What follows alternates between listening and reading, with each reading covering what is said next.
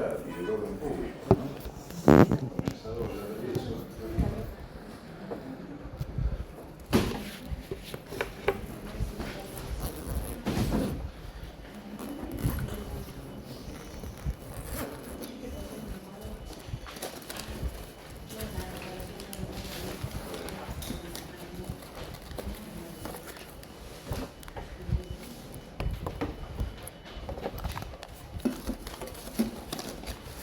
La ley 27.802, porque ahora van a andar saltando de la ley nueva, de la ley de modernización laboral 27.802 a la ley de contrato de trabajo.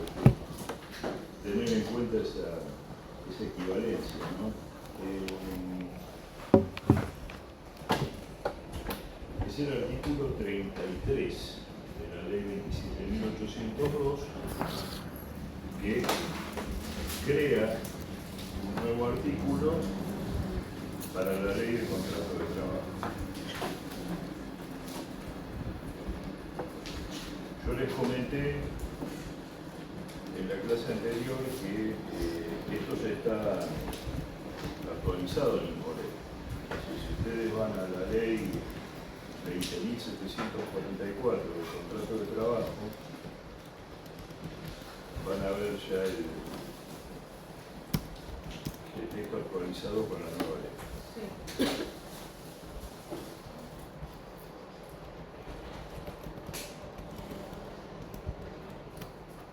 ¿Qué recuerdan del principio de renunciabilidad? ¿Con qué noción importante había que vincular la ley de renunciabilidad de los derechos del trabajador?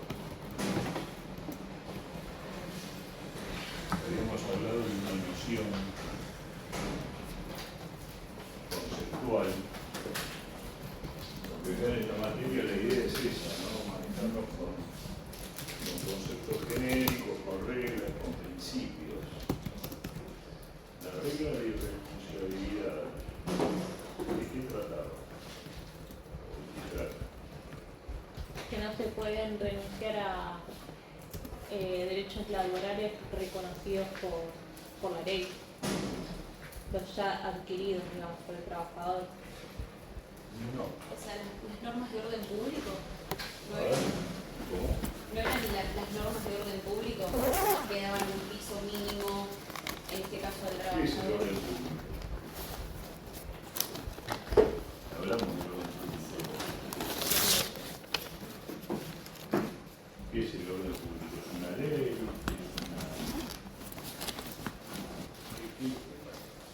¿Por qué existe el orden público? ¿Por qué mejor dicho? Porque existen normas de orden público. Razones, esto no es estudiar de memoria, o sea, entender por qué hablan de lo que Son hablan. principios y valores que sientan las bases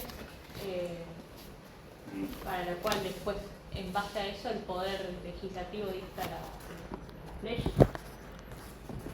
Está bien, por ahí va la O sea, es decir, unos lineamientos. ustedes saben que en todo el ordenamiento jurídico argentino hay normas de orden público en distintas áreas, distintos sectores.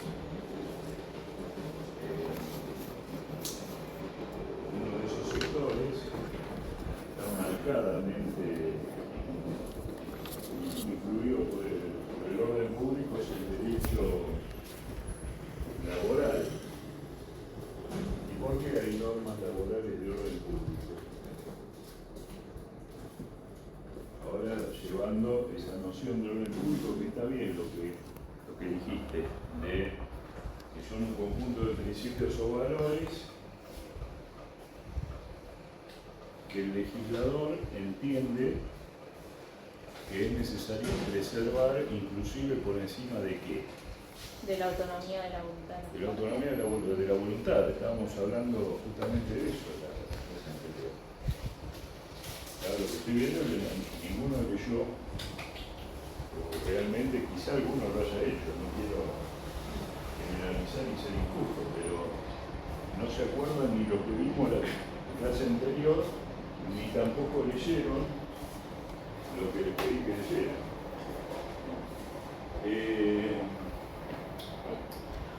A ver. Lo que nosotros habíamos visto en la clase anterior, también para los que no vinieron, es que el legislador va, también de alguna manera va ajustando, según los tiempos, según lo que considera que es necesario, la noción de orden público. Porque el orden público, en el derecho de trabajo, una de las finalidades que tiene justamente es preservar la libertad negocial que tiene el sujeto que está en inferioridad de condiciones en la relación de trabajo. ¿Se entiende esto? Es decir, si estuviera, aunque sea teóricamente, en una situación de relativa igualdad absoluta, no existe ninguna relación, porque la igualdad, además, la igualdad es una relación matemática, digamos, pero es una relación entre números, no entre personas, pero se trata de preservar cierto equilibrio entre el poder de negociación. Había algún laboralista, yo no me acuerdo, que me dijo que decía que justamente las desigualdades que establecen las leyes laborales son para compensar otras desigualdades.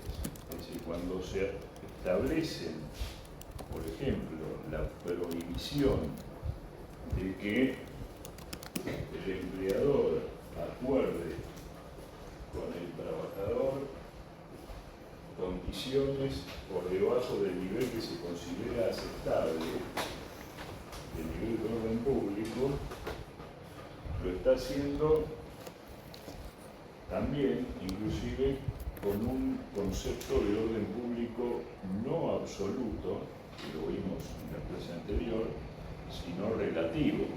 Es decir, lo que prohíbe es que se pacten, que se acuerden condiciones por debajo de un determinado, que sea nivel salarial, nivel de jornada de trabajo, etc. Por encima de eso, entonces, si no hay orden público, ¿qué hay? ¿Cómo? La voluntad de las partes. Sí, correcto. Entonces, ¿qué hay? Si no hay una restricción, ¿qué hay? Libertad negocial. Libertad negocial, exactamente. A eso te refieres. Yo les hago todas estas preguntas que parecen sencillas o elementales para que ustedes lleguen a esa conclusión. Es decir, y si hay libertad de negociación por encima de las normas de orden público, acá viene un tema delicado, porque la libertad de contratación dentro de lo que es el ámbito del derecho común, civil y comercial, supone, como decíamos recién, una relativa igualdad de los contratantes, ¿no? Entonces,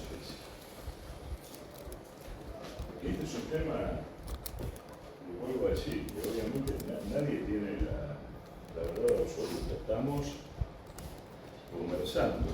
Si, por ejemplo, yo tengo que una norma laboral establece que lo que no se puede negociar es lo que está establecido en la ley laboral, cualquiera sea la ley laboral, y las convenciones colectivas de trabajo, yo establezco un determinado nivel de orden público, un ámbito de protección. Ahora, si yo establezco por ley, como fue lo que prescribía el artículo 12 de la Ley de Contratos de Trabajo, hasta el 5 de marzo de 2026,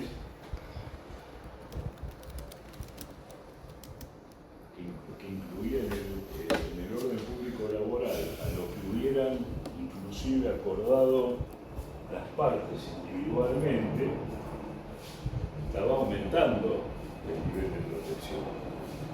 Que si yo tengo el contrato de trabajo porque está integrado con las cláusulas de derecho laboral, los derechos que tiene el trabajador dentro del convenio colectivo de trabajo y este piso superior, que es lo que puede haber pactado individualmente con el empleador, porque no todo empleador acuerda condiciones de trabajo mejoradoras o superiores de lo que están en las leyes laborales y convenios.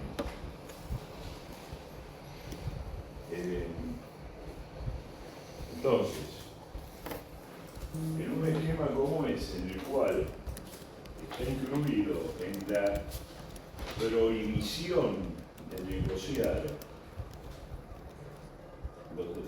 están incluidos los derechos individuales que se han pactado por encima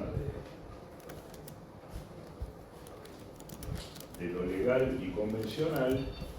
Decíamos que uno de los reproches que se había hecho al artículo 12 de la Ley de Contrato de Trabajo era que prácticamente había convertido el contrato de trabajo en lo había petrificado, lo había hecho completamente rígido, porque no se podía negociar ni revisar ninguna cláusula. Desde luego que no se podía revisar la prevista en una ley laboral, ni tampoco en un convenio colectivo de trabajo, que son fuentes típicas, lógicamente, del derecho de trabajo y son para proteger al trabajador, pero tampoco se podía revisar algún acuerdo individual más favorable. Esa es la crítica que se hacía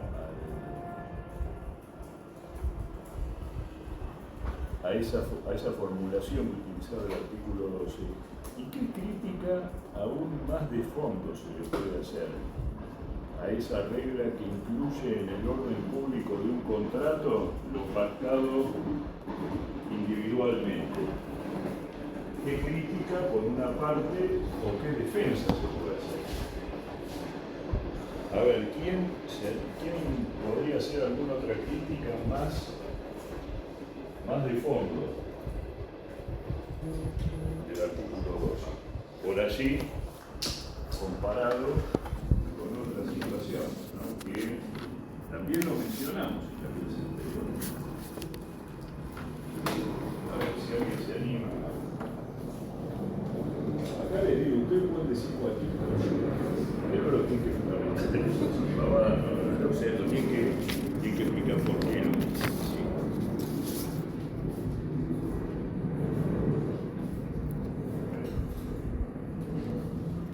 A ver, vamos, razonemos. Ustedes tienen... ¿Qué dijimos nosotros? Voy a dar una pista para los que estuvieron en la clase pasada, se van a acordar, y los que no estuvieron, por ahí la pista. Hablamos de la teoría de la excesiva onerosidad sobrevinida. O también que algunos la llaman más cortito teoría de la imprevisión, que es el derecho de los contratos. Ustedes vieron contratos. Bueno.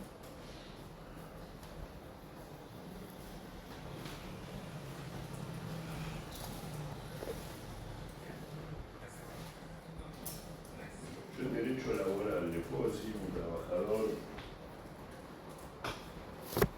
la verdad que las condiciones de equilibrio, como dicen los ingleses, el sinalagma, el equilibrio contractual se rompió porque su contrato me sale muy caro. Me sale muy caro mantenerlo, porque la verdad es que yo tengo, como empleador, como empresario, tengo una ecuación. Entonces, el costo de su salario en relación a lo que yo gano como empresario, cada vez me sale más caro. Así que si lo tengo que bajar un 30% o un 40%. Y encima esto ha sido imprevisto. ¿Por qué? Entonces, ¿se le puede decir eso a un trabajador? Sí, poder se le puede, digamos, pero eso se le puede decir, por ejemplo, en un contrato civil o en un contrato comercial. Yo tengo, por ejemplo, no sé, un contrato como les daba el ejemplo del suministro de determinadas mercaderías. Son contratos a largo plazo y de pronto, no sé, por una catástrofe natural, me aumentan los costos de la mercadería que yo tengo que cumplir con un determinado comprador. Le digo, mire, la verdad que el costo es mucho más alto, tendríamos que ajustar el precio que usted me está pagando por esto. ¿Yo podría, bajo ciertas condiciones, invocar la teoría de la imprevisión? Sí. A ver ahora si a alguien se le ocurre algo sobre esto. Por ejemplo, ¿qué pasa si yo comparo esas dos situaciones? El artículo 12, que incluye la prohibición de negociar cláusulas individuales más favorables que las previstas en la ley laboral de los convenios colectivos de trabajo, lo comparo con la situación de dos contratantes del derecho común. ¿Quién está, digamos, en mejor situación?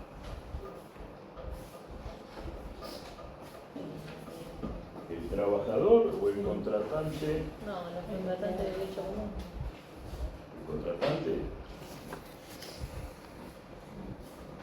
No, el trabajador. Yo soy el trabajador, a mí no me pueden modificar el contrato, aun cuando mi empleador realmente tenga esa situación de desequilibrio que me está comentando, porque no lo puede. No lo podía modificar el contrato bajo el artículo 12 anterior. ¿Por qué? Porque todas las cláusulas del contrato eran inmodificables. Ahora, uno puede decir a favor de esto, pero, profesor, las dos situaciones no son comparables. Son comparables porque por una parte está el trabajador, que está en una situación de inferioridad negocial. Lo que sucede es que fíjense que estar en una situación de inferioridad negocial, con ese artículo pasa a estar en una situación casi de superioridad frente, ¿se entiende esto?, a quienes están dentro de lo que es el derecho común. Entonces, por eso la crítica más de fondo que se hacía fundamentada en esta rigidez del contrato era de que inclusive el incluir dentro del orden público laboral los mejores derechos individuales si hubieran pactado podía llegar a ser inconstitucional, porque digamos, es razonable la protección, por supuesto, de las normas laborales, de las leyes del trabajo y de los convenios colectivos de trabajo, pero lo otro ya podía ser desproporcionado desde el punto de vista constitucional. Que yo les comenté también cuál era la razón que en ese momento el Congreso esgrimió para modificar el artículo 12 de la Ley de Contrato de Trabajo, es decir, para evitar que si esa parte de las cláusulas individuales era libremente negociable, el empleador en esa parte pudiera imponer su mayor poder de negociación y llevar a la baja derechos adquiridos, derechos que ya estaban incorporados al patrimonio. Porque también hay otra cosa. Cuidado, porque esa negociación a la baja tenía que resultar de un acuerdo. No de el empleador obviamente no puede imponer unilateralmente una modificación de los términos del contrato, no puede legalmente, no puede técnicamente, pues no lo puede hacer ningún contratante. Si yo tengo un acuerdo de voluntad de subcontrato, yo unilateralmente le puedo imponer al contratante una modificación ese contrato no lo puedo hacer. Derecho de trabajo menos aún. Una consulta, pero Sí. si los empleados no participan en las ganancias de las empresas, ¿por qué tienen que soportar digamos, las pérdidas? Y en este caso, que te bajen el salario si tiene carácter alimentario el salario, es, como dice, un derecho ya adquirido.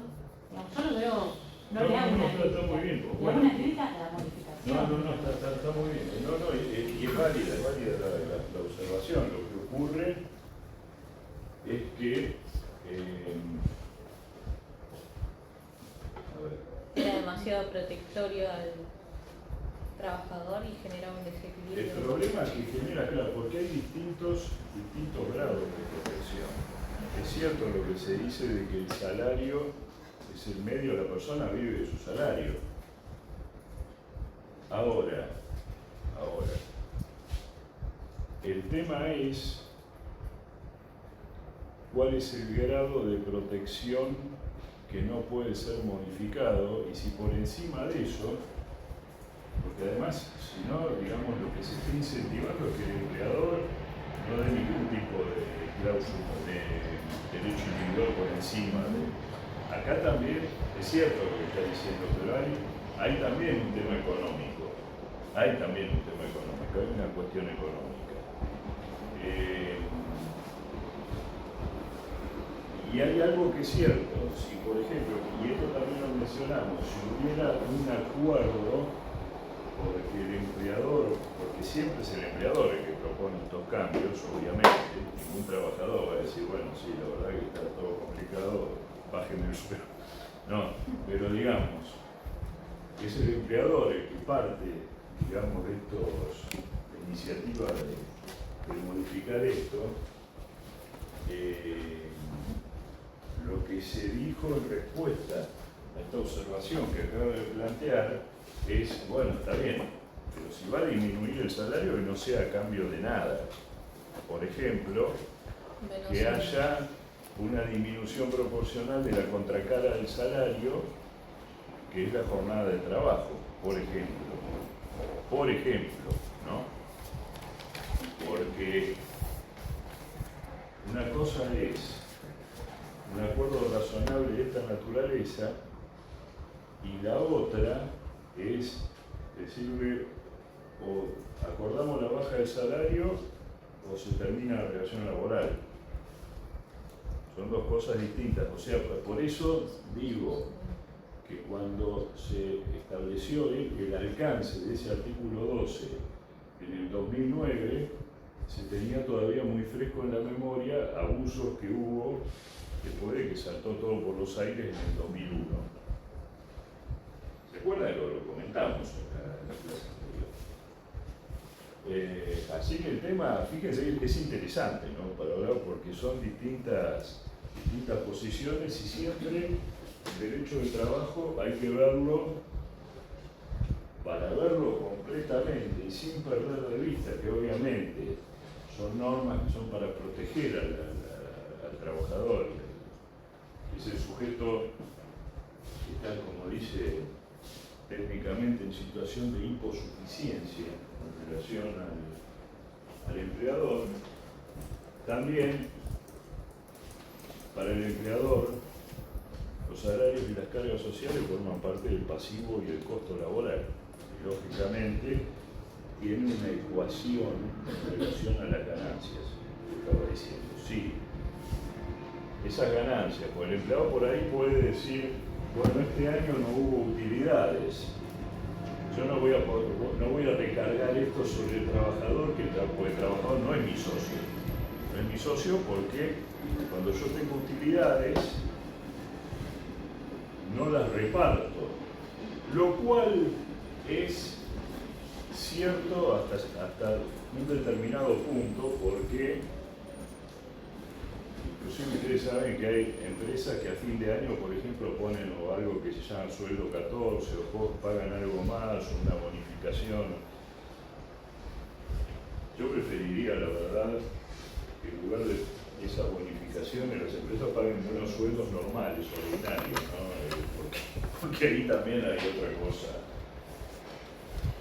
Y además, que si se paga, una suma anual por el trabajo, no tiene que ser una dádiva, una liberalidad. O se paga porque se trabaja y si se repite hay derecho al cobro, a ese pago anual todos los años, o directamente no se paga. Y como decíamos recién, se pagan buenos sueldos.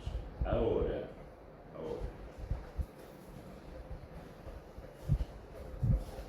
Este esquema cambió, ¿no? Con la nueva ley del artículo 12. ¿Se entiende que cambió? Es decir, ¿por qué cambió? ¿En qué cambió? Que el contrato individual de trabajo ya no está protegido por Bien, por la por la regla de renunciabilidad. Muy bien, muy bien. ¿Eso qué significa? Vuelvo a decir que hay libertad absoluta de la voluntad por encima en el derecho de trabajo, y medio como que está matizado, ¿no?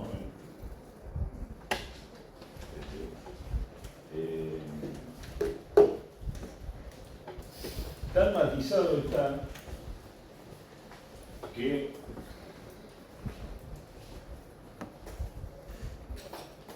cuando el empleador, antes de esta reforma laboral, y por eso les pedí que leyeran el artículo 33 de la nueva ley, cuando el empleador incorporaba una suma fija, supongamos, ¿no?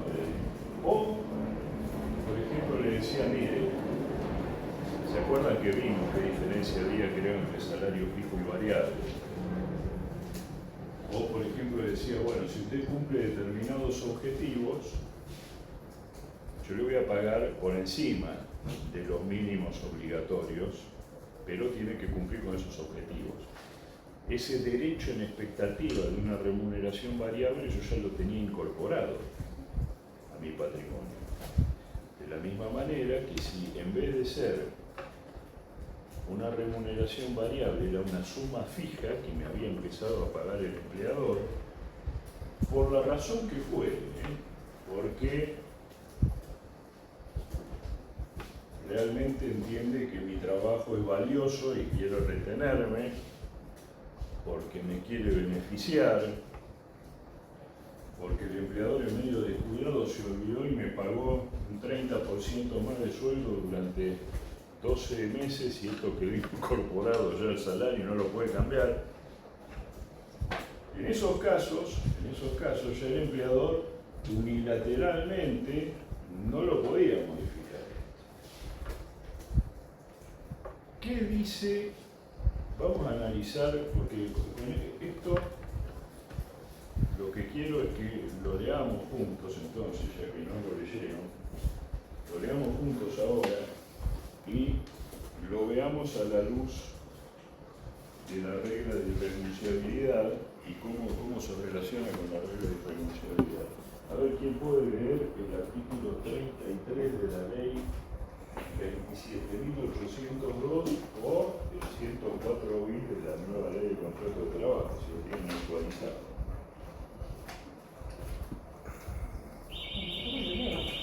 ¿Cómo? Sí, por favor, si lo tienen, sí. Incorpórase como artículo 104 Bueno, un bis. poquito más fuerte, ¿no? Incorpórase como artículo 104 bis a la ley de contrato de trabajo y sus modificaciones el siguiente texto. Artículo 104 bis. Otros componentes remunerativos.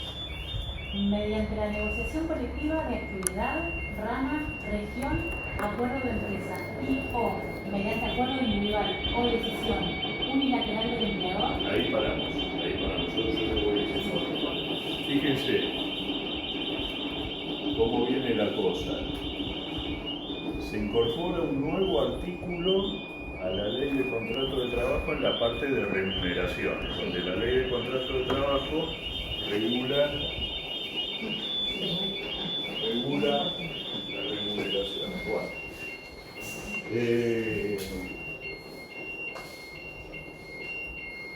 Habla de otros conceptos y ya está diciendo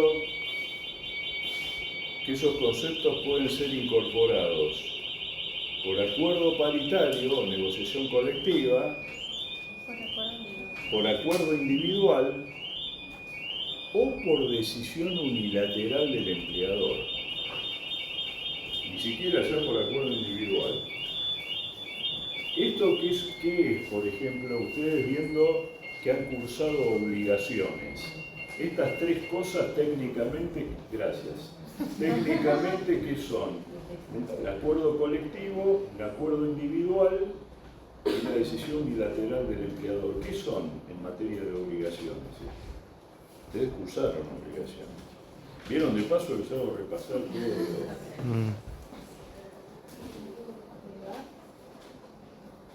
¿Cómo se dice, desde el punto de vista técnico legal, la razón o la causa por la cual yo estoy obligado a algo? ¿Un conflicto de adhesión? ¿Cómo? ¿Un conflicto de adhesión? No.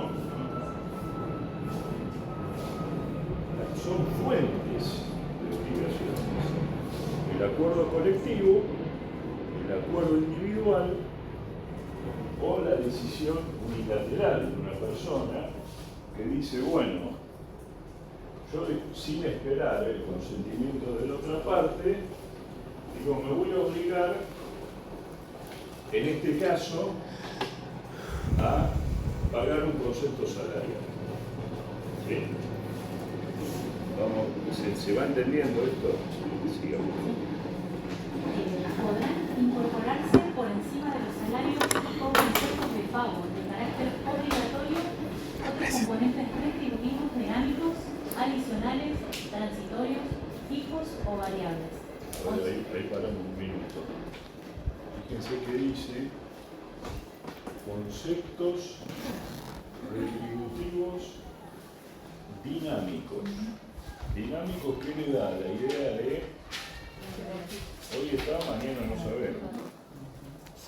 Y además habla de conceptos transitorios, es decir, en el tiempo, con un comienzo y un fin.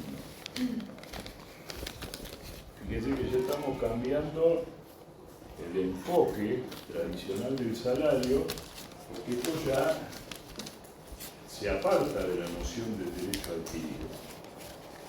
Siga diciendo. Considerando para ello tanto el mérito personal del trabajador como aspectos propios de la organización.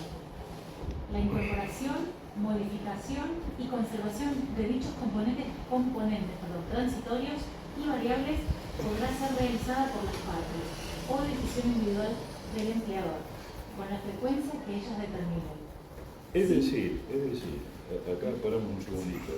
Es decir, el empleador puede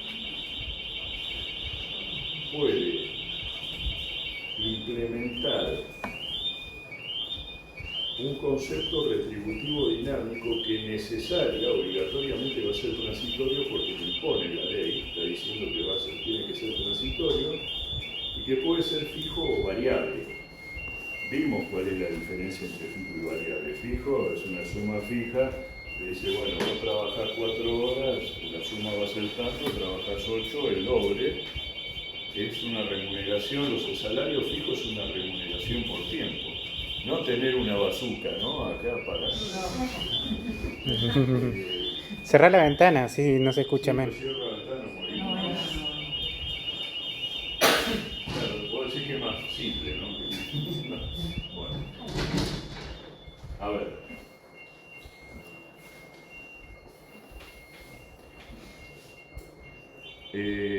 Decíamos, ¿se entiende cuál es la diferencia entre fijo o variable? Variable es un concepto salarial que se establece en función del rendimiento del trabajador. Es decir, ahí no se le paga a una persona porque está a disposición del empleador 4 u 8 horas. Se le paga porque o produce una mayor cantidad de trabajo o produce un trabajo de mayor calidad a juicio del empleador. Es decir, que aporta lo que para el empleador es mayor valor económico a lo que produce. Entonces, el empleador, ahora fíjense que esto está poniendo el enfoque, el énfasis, si bien menciona los conceptos fijos, Esto es un incentivo económico al empleador para que implemente conceptos variables transitorios. Porque si, por ejemplo, el empleador dice, bueno, yo veo, por ejemplo, esta situación, fíjense cómo se ve el derecho del trabajo desde una óptica totalmente distinta a la tradicional. Porque, por ejemplo, el empleador dice, el empresario dice, en este momento, la situación económica, si yo quiero incrementar las ventas, por ejemplo, en relación a mis competidores, a la situación de mercado de lo que yo estoy produciendo, tengo, por ejemplo, que diseñar un sistema de comisiones durante un tiempo para ver si funciona bien.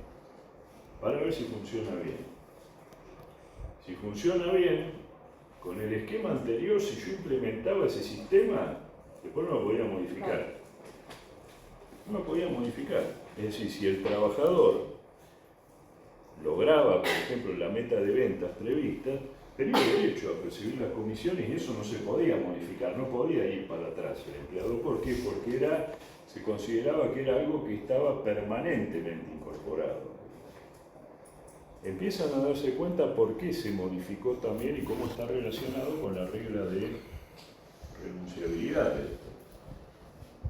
Está fuera todo esto de la regla de renunciabilidad. Es más, lo que leyó la compañera recién es que estos conceptos retributivos dinámicos siempre tienen que estar separados y obviamente por encima de los mínimos salariales legales y convencionales,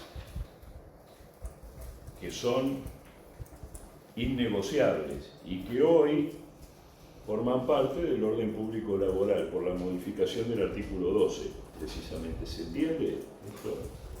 Siga, por favor.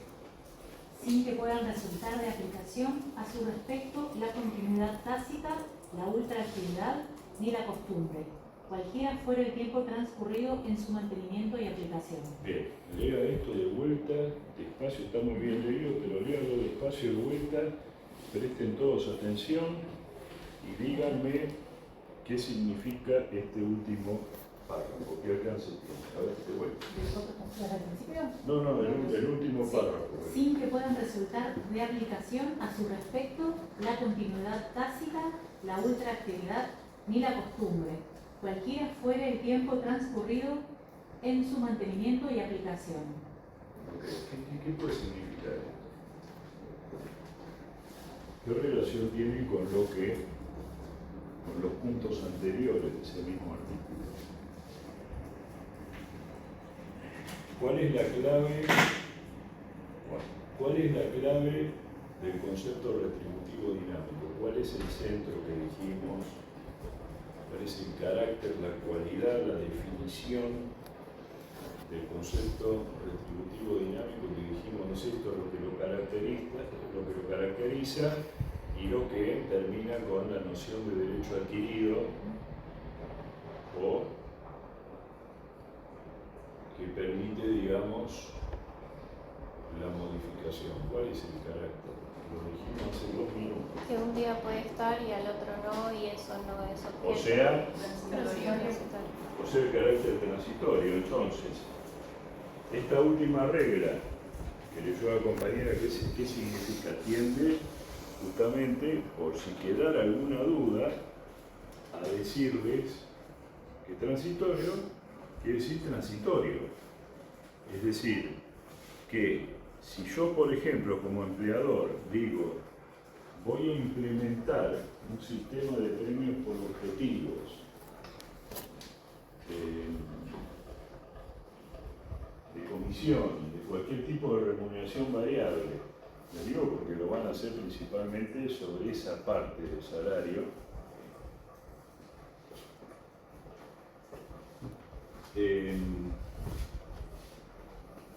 y lo voy a implementar a partir del 1 de marzo del 2026 hasta el 30 de junio. Yo quiero ver cómo funciona. Pasa el 30 de junio ¿Qué pasa con el concepto transitorio? ¿Qué pasa con el concepto transitorio? ¿Qué pasa? ¿Llega el último mes?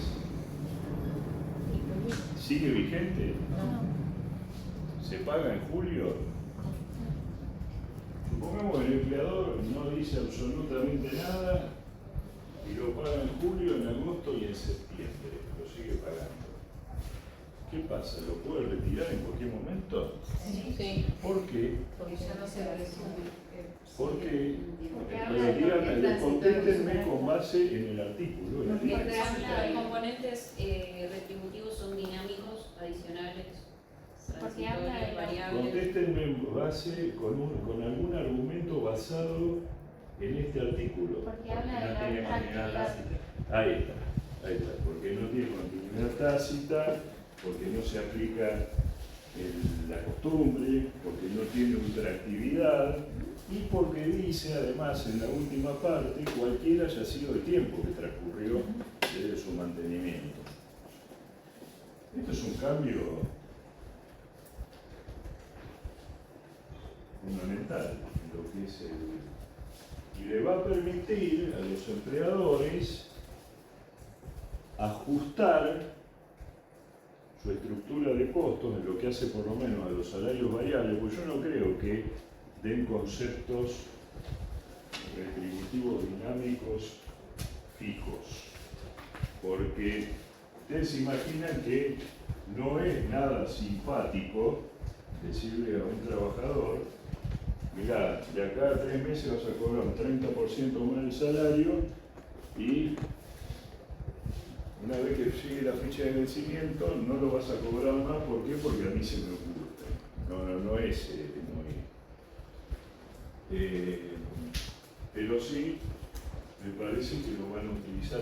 Esto significa que estos van a ser los únicos conceptos salariales que el empleador puede pagar por encima de los mínimos legales o convencionales. No. El empleador, esto siempre, recuerden lo que hablamos recién, el orden público relativo está impuesto para proteger al trabajador, pero si el empleador quiere mejorar esa protección y quiere, por ejemplo, decir, bueno, yo a partir de ahora voy a pagar un adicional empresa, un adicional voluntario, de manera permanente, lo puede hacer perfectamente.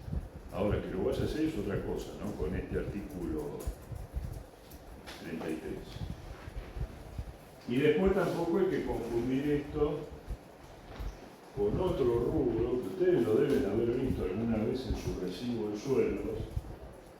El otro día me preguntaba una persona, me dice como una cuenta de futuros aumentos. Sí. ¿No? Que a veces en el recibo aparece y dice, la cuenta de futuros aumentos. Bueno. Y le digo, no, justamente todo lo contrario de una cuenta de futuros aumentos. La cuenta de futuros aumentos es un aumento salarial que jurídicamente es bajo la condición de que cuando haya un aumento de salario vía paritaria, el empleador lo pueda absorber o lo pueda compensar de manera de no dar un incremento en ese momento porque ya lo adelantó, ya lo dio a cuenta de esos aumentos. Eso no lo puede modificar. No lo puede modificar, no lo puede retirar, como sí lo va a poder hacer con estos conceptos retributivos dinámicos. Entonces, ¿por qué explico todo esto? No porque realmente me interese que conozcan en detalle si es así mejor, pero la idea es que vean cómo los enfoques, según los tiempos que corren del legislador, son distintos. Es decir, el orden público acá bajó el nivel de protección. Hay otras normas también referidas, por ejemplo, a jornada de trabajo. Ustedes habrán oído hablar del banco de datos. Perdón, el mes laboral. El ahora y la edad. Bueno, el banco de horas. Un sistema, por ejemplo, de que es un sistema de compensación de horas extraordinarias, de horas extras, con tiempo libre. Entonces, que acá en el país no hay mucha experiencia sobre esto. Hay mucha experiencia. La única aplicación práctica que se conoce son algunos convenios de empresas automotrices. Yo no sé si hablamos de esto en la clase anterior, si hablamos, por favor avísenme. A ver, por ejemplo, ustedes saben que las empresas de automotrices, vieron que a veces salen en los diarios, dice, no sé, Volkswagen o cualquier otra empresa adelantó vacaciones porque no tienen trabajo. Bueno, entonces, ¿qué es un sistema de compensación de horas extras? Y le dicen, bueno, miren, cuando hay una gran demanda de autopartes, de lo que fuere, se trabaja 12 horas por día, 20 días seguidos. Bueno, este es un ejemplo grosero, ¿no? Y después, cuando se cae la demanda, todas las horas extras que trabajó la gente se convierten, acá viene, se convierten en un crédito de tiempo libre. Entonces, si la persona trabajó, por ejemplo, 3 horas extras por día, que legalmente es el máximo que puede llegar a trabajar,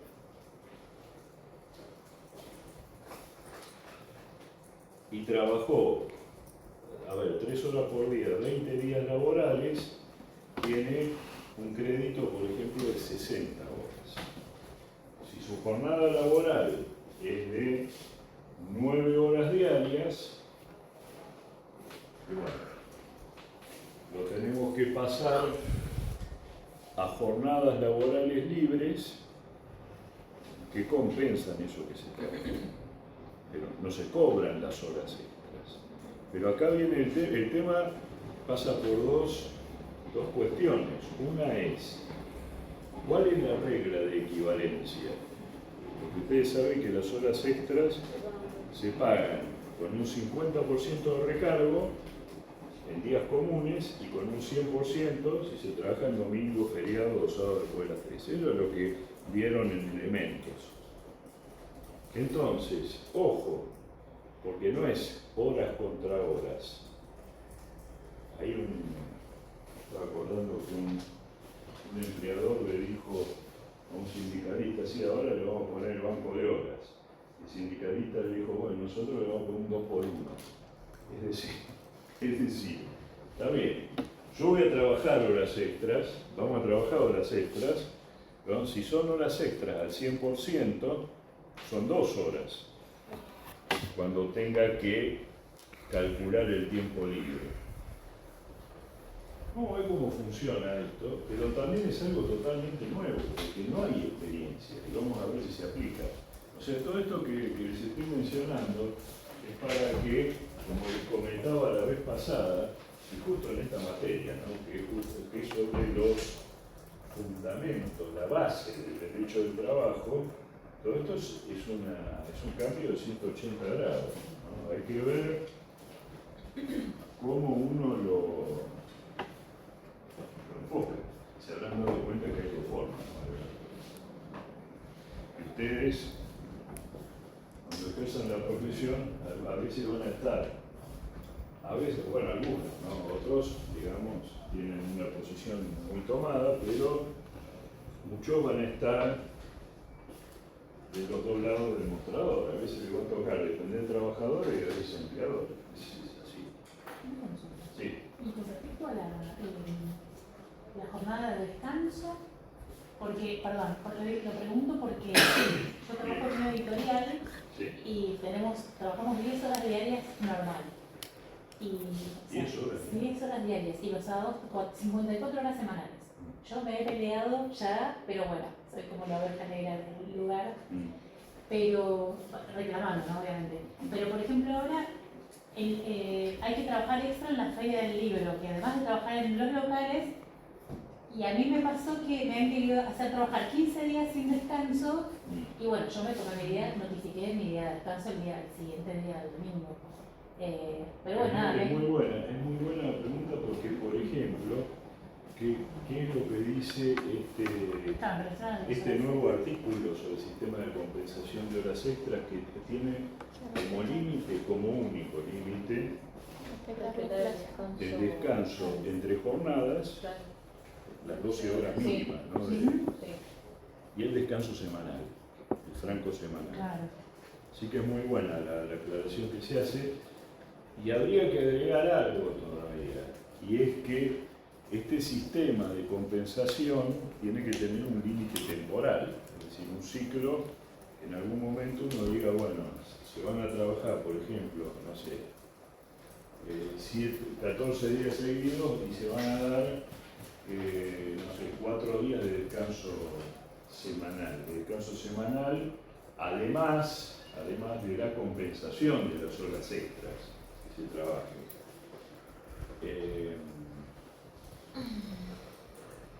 Porque si no se establece esa caducidad o un plazo, digamos, de duración de este tiempo, de esta compensación, se puede desvirtuar y se puede convertir en cualquier cosa.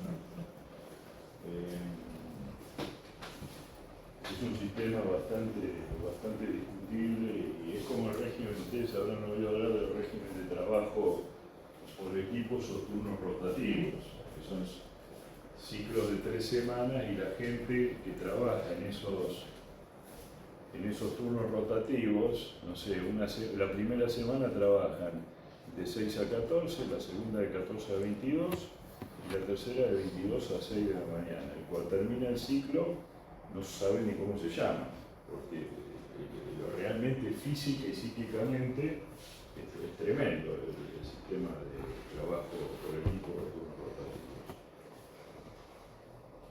Y lo van a aplicar este sistema también, a los turnos por equipo o turnos rotativos, porque otra de las modificaciones que tiene esta ley es que un límite que había antes al sistema de trabajo por equipo y turnos rotativos era el respeto de las 8 horas diarias o 48 semanales. Es decir, en un ciclo de 3 semanas, una persona no podía trabajar, por ejemplo, más de 144 horas y 18 días laborables. De manera que, cuando ustedes hacen el promedio, dividen 144 por 18, les da 8 horas. La flexibilidad que había en el régimen de turnos rotativos era simplemente que por semana el esquema, el diagrama que armaba el empleador no podía superar igualmente las 56 horas semanales. Ahora, lo que dice, también una modificación que va de la mano con este sistema de compensación de horas extras, es que el régimen de trabajo por equipo, los turnos rotativos, se va a poder diagramar de forma de que se trabaje más allá de las 8 horas diarias o 48 semanales. Entonces, esto significa que con más razón todavía habría que fijar una duración máxima de los ciclos de rotación y del sistema de compensación de horas extras, porque si no puede terminar en cualquier cosa. Yo creo que estos dos temas, para mí son los más, para utilizar una palabra en boga, los más disruptivos respecto de la legislación laboral tradicional. Por eso digo que va inclusive mucho más allá de la ley de contrato de trabajo y de la ley de jornada. No pone en tela de juicio institutos de derecho de trabajo que requieren durante largas décadas. Y no estoy diciendo que eso sea ni bueno ni malo, simplemente lo estoy poniendo para que ustedes saquen sus propias conclusiones. Bueno,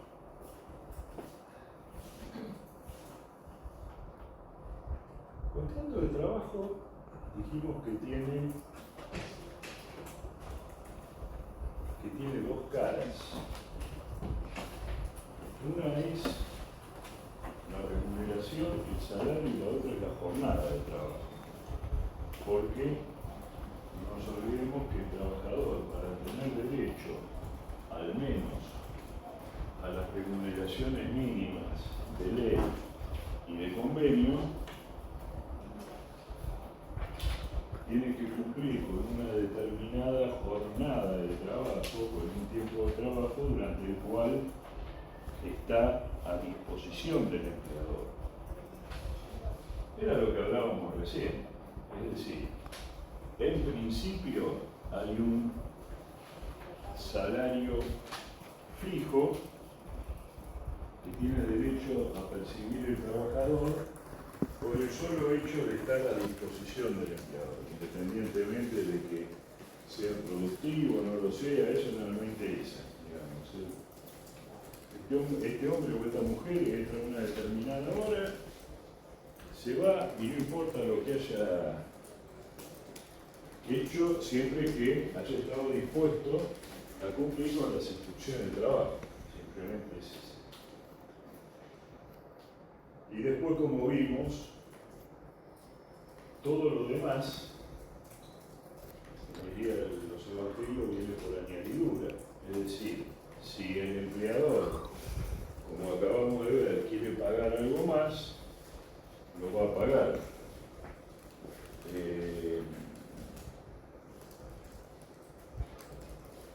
Ese es el aspecto salarial. El tema de la jornada de trabajo es el tiempo de trabajo posible, porque ¿con qué se complementa el tiempo durante el cual el trabajador está a disposición del empleador? Y con los descansos. Con los descansos. Y como vimos, son... ¿Cuáles pueden ser los descansos del trabajador? A ver, hablen ustedes un poco, que ya se puede ver acá. ¿Cuáles son los descansos? ¿Qué descansos tienen? Los refrigerios y el almuerzo. ¿Eh? El horario de almuerzo y los refrigerios son creo que 15 minutos. Almuerzo, bien, sí. Tienen, por ejemplo, las pausas de almuerzo. ¿Qué más? Hay jornadas fraccionadas, ¿no? Es decir, en general, cuando hablamos de jornadas fraccionadas, en general es cuando hay un corte de por lo menos 2 horas, ¿no? Entre la primera parte de la jornada y la segunda, que son pocas actividades, pero las hay. Bueno, ustedes saben que en algunos lugares, en provincia y en el interior, claro, por ejemplo, a la hora de la siesta se cierran y vuelven a... Y no estoy hablando de Santiago del Estero, ¿no? Con todo respeto, o Cuyo, Corrientes o del interior, en serio, del país, sino de Gran Buenos Aires también. Hay, por ejemplo, comercios que trabajan, supongamos, no sé, de 9 a 13, cierran y vuelven a abrir a las 16, hasta las 20. Después hay otras actividades que tienen jornada corrida con un corte de entre media hora y 1 hora para almorzar. Y cuidado, porque esas pausas de almuerzo es muy importante, porque depende de si durante ese tiempo el trabajador está o no a disposición del empleador para cumplir con instrucciones de trabajo, que es lo que dice el artículo 197, que siempre dijo el artículo 197 que ese se salvó, ese digamos, sigue rigiendo, digamos, y justamente lo que dice es que la jornada de trabajo es el tiempo durante el cual el trabajador está a disposición.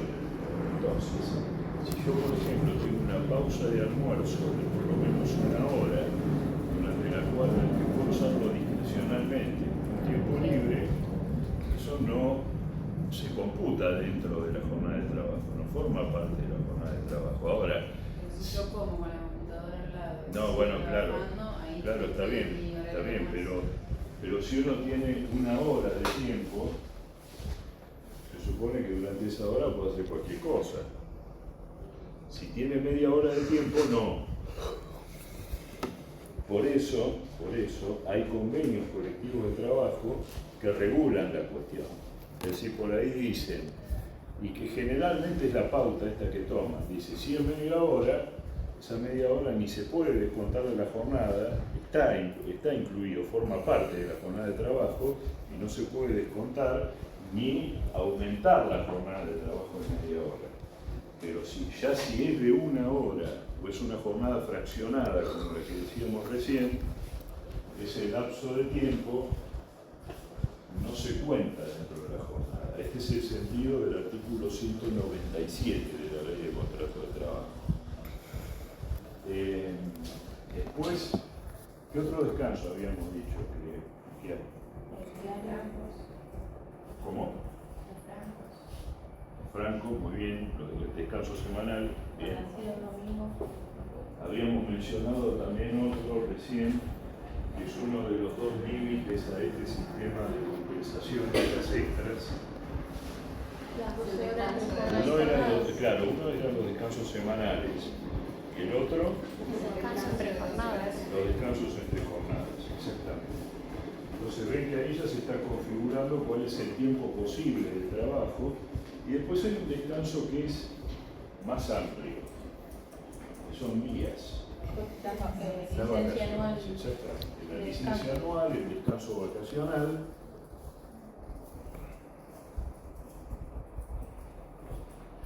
Hay un tema que nosotros creo que lo hablamos en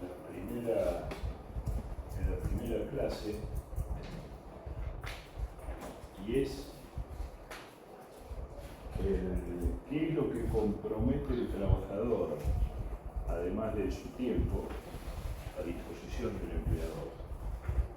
¿Qué es lo que compromete cuando se obliga a prestar servicios, su fuerza de trabajo? Y entonces, en consecuencia, para prestar esos servicios, ¿qué está comprometiendo? Su salud. Exactamente. Su salud, ni más ni menos. Y por eso existe el régimen de accidentes y enfermedades ajenas al trabajo y también un régimen de riesgos de trabajo. Esto es cuando quien pone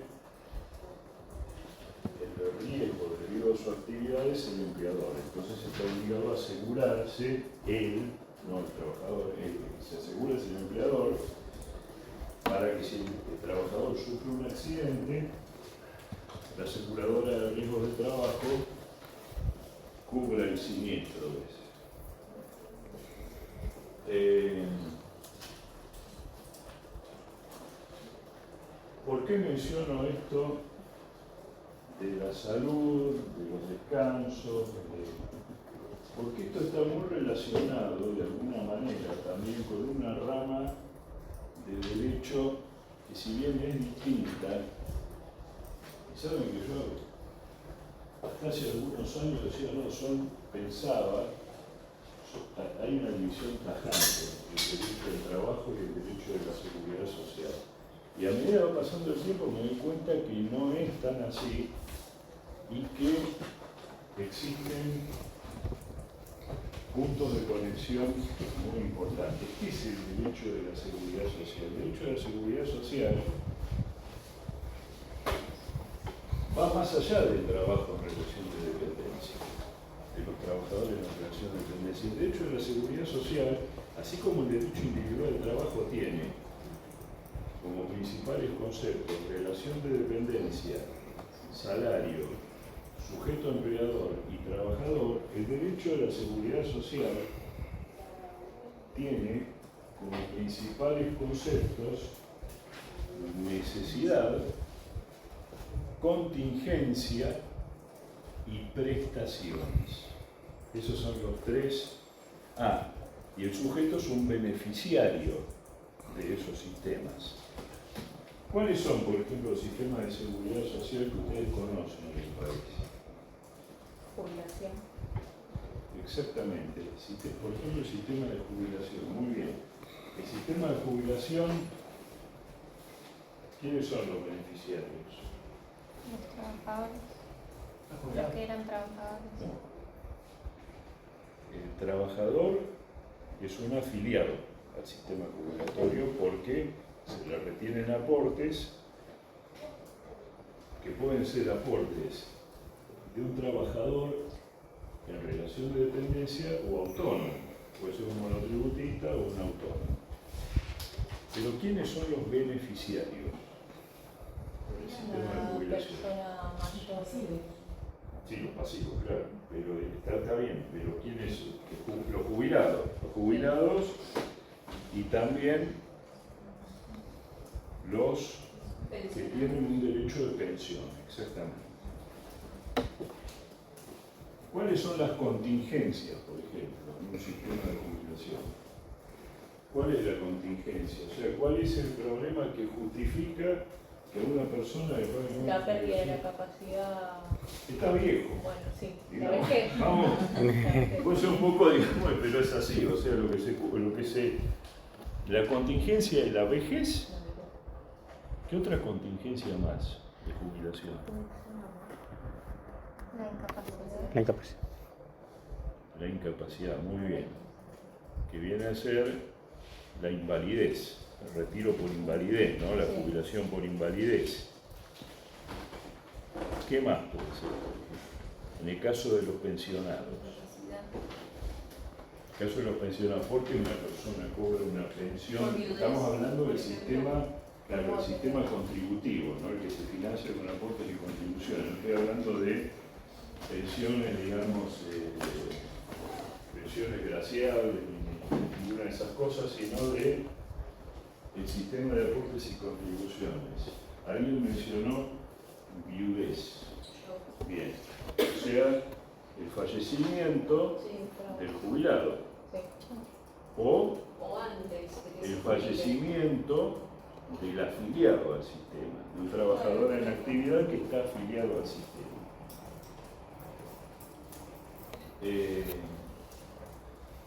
La necesidad casi es común en todos los casos y es lógicamente de tener un ingreso que sustituye al salario o al ingreso que tenía la persona en actividad. Pero fíjense que es mucho más amplio el derecho laboral, porque el derecho laboral protege al trabajador activo, al trabajador en relación de dependencia. Esto beneficia a autónomos, dentro de los autónomos están los monotributistas, a los trabajadores en relación de dependencia, e inclusive, llegado el caso, ustedes saben que existe algo que se llama pensión del adulto mayor, que una persona que no, iba a decir no trabajó en su vida, pero digamos, no es lo más apropiado, digamos, que no tiene aportes, no registra aportes por el solo hecho de llegar a una determinada edad, si mal no recuerdo son 65 años, tiene derecho al cobro de una pensión por parte del Estado. Tiene que acreditar ciertas condiciones, pero tiene también ese derecho.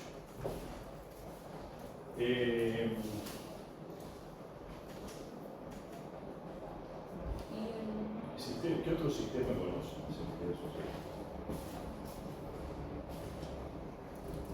La licencia por maternidad.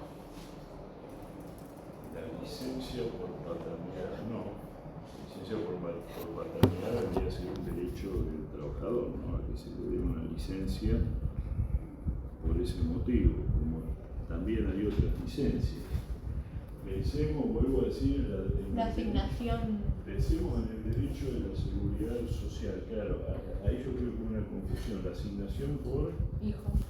hijo. Entonces, la asignación por hijo, la asignación por matrimonio, ¿Seguro de desempleo? la asignación, sí, está perfecto, pero vamos un poco al tema de las asignaciones. ¿Cómo? Las cargas familiares. Las cargas familiares, exactamente, ahí tenemos otro subsistema de la seguridad social que es el de las asignaciones familiares, ¿no?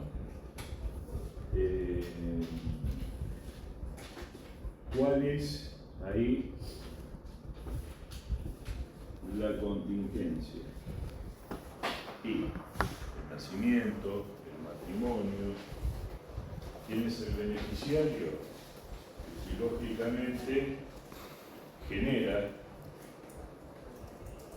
algún hecho que justifica el pago de qué? De un beneficio de la seguridad social que en el sistema anterior, por ejemplo, es el haber previsional y en este caso es el llamado salario familiar. Alguien mencionó recién el seguro de desempleo. Bien. También son las prestaciones por desempleo, son un subsistema de la seguridad social. Y este sí tiene de alguna manera una relación parece más estrecha, ¿no?, con el derecho de trabajo, porque justamente es la contingencia, la persona que por una situación en la cual no incidió su voluntad, fue despedido, está técnicamente en una situación de desempleo, tiene derecho a pagar una prestación. ¿Sí? Trabajó durante un determinado lapso de tiempo, existe ese subsidio que tiene distintas figuras, que hay sistemas de subsidio de desempleo para trabajadores rurales, para trabajadores de la construcción, etc. ¿Cuál es el sistema de seguridad social que cubre la contingencia de salud? Sistema de obras sociales. Sistema de obras sociales.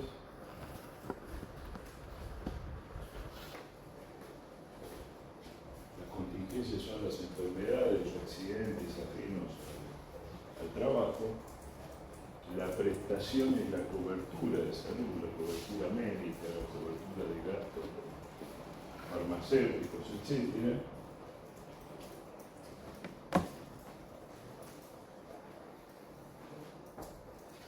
Y el último sistema que vamos a mencionar, este sí solamente aplica para los trabajadores en relación de dependencia, que en realidad hay una discusión sobre si es un sistema de seguridad social, porque en realidad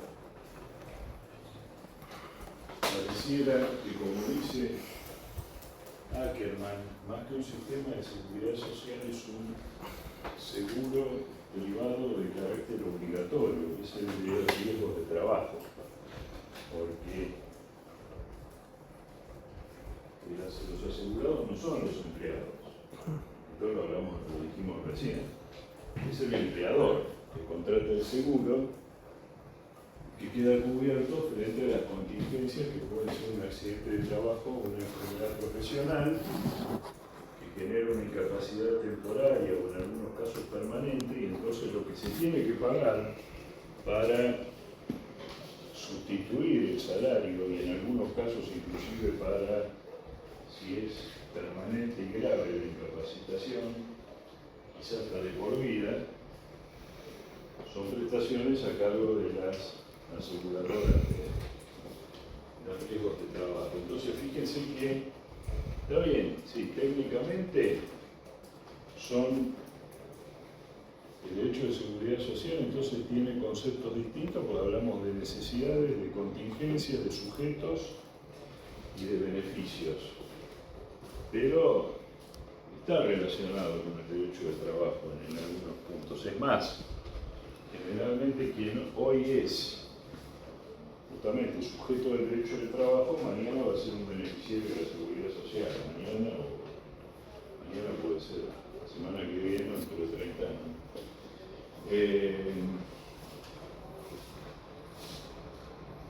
¿Por qué digo todo esto? Justamente porque es parte de la unidad que ustedes están viendo en el cronograma, que obliga a distinguir el derecho del trabajo de otra rama de derecho, como es el derecho de la seguridad social, y a empezar a ver algunos de sus principios. Ahí, fíjense que también aparece el concepto de flexibilidad laboral. Flexibilidad laboral, la expresión flexibilidad laboral, según quien hable de flexibilidad laboral o desde qué lugar lo vea,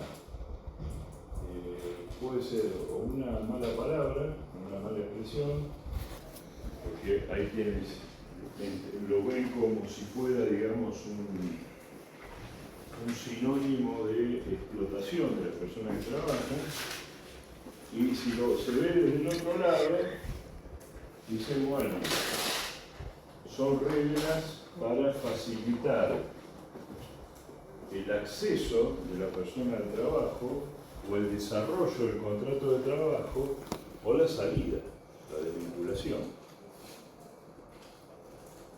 Cuando hablamos de flexibilidad laboral, si ustedes escuchan, por ejemplo, flexibilidad laboral en la gestión de recursos humanos, por ejemplo, indudablemente que esta modificación legal, la ley 27.802, es un incentivo para esa flexibilización. En la parte salarial lo vimos con los conceptos retributivos dinámicos, en la parte de jornada de trabajo con el sistema de compensación de horas extraordinarias. Bien, insisto, el tema puede verse, como todas las cosas, desde dos o más puntos de vista,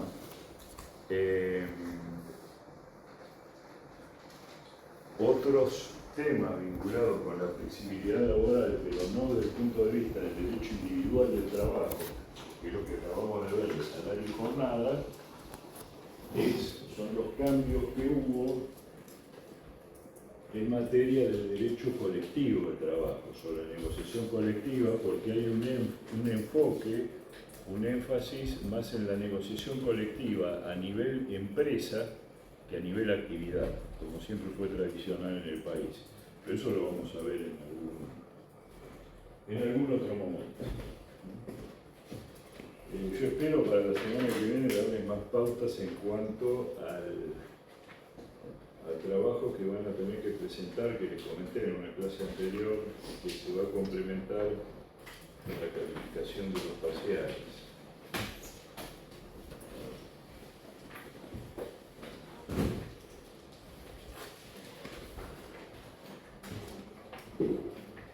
¿A dónde estábamos pasando?